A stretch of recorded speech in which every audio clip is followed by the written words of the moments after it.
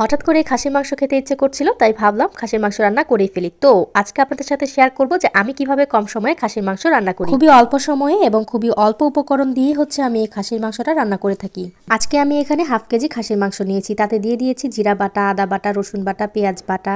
বাটা মশলা দেওয়ার পরে এখানে আমি পেঁয়াজ রসুন কিছু আস্ত দিয়ে দিয়েছি। এখন দিয়ে দিব পরিমাণ মতো লবণ, হলুদ গুঁড়ো, মরিচের গুঁড়ো, তার সাথে দিয়ে দিব ধনিয়ার গুঁড়ো। অনেকে খাসির মাংসের মশলাগুলো আলাদাভাবে কষিয়ে তারপর মাংস দিয়ে রান্না করে, কিন্তু আমি আজকে শুধুমাত্র সবগুলো মশলা একসাথে দিয়ে হাত দিয়ে মেখে নিয়ে তারপরে রান্না করা শুরু করে দিব। মাংস ম্যারিনেট করার সময় আমি সেখানে অল্প পরিমাণে তেলও দিয়ে দিয়েছিলাম। এবার কড়াই বসিয়ে সেখানে তেল গরম করে পেঁয়াজ কুচি, দারচিনি, এলাচ, তেজপাতা এগুলো দিয়ে একটু হালকা ভেজে নিয়ে তারপর ম্যারিনেট করা মাংস দিয়ে সেটাকে ভালোভাবে কষিয়ে নিব। কষানো হয়ে গেলে সেখানে আমি দিয়ে দিয়েছি কয়েক টুকরো আলু, কারণ মাংসতে আমার আলু ছাড়া একদমই ভালো লাগে না। এরপর অল্প পরিমাণে পানি দিয়ে সেই মাংসগুলোকে আমি ভালোভাবে সিদ্ধ করে রান্না করে নিয়েছি। এই মাংসটাকে আরো 3-4 বার জাল করে খেলে আরো বেশি ভালো লাগবে। আপনারা চাইলে এটাকে আরো জাল দিয়ে কালো কালো করেও নিতে পারবেন, কিন্তু আজকে আমি তরকারিটাকে একটু ঝোল ঝোল করেই রাখবো।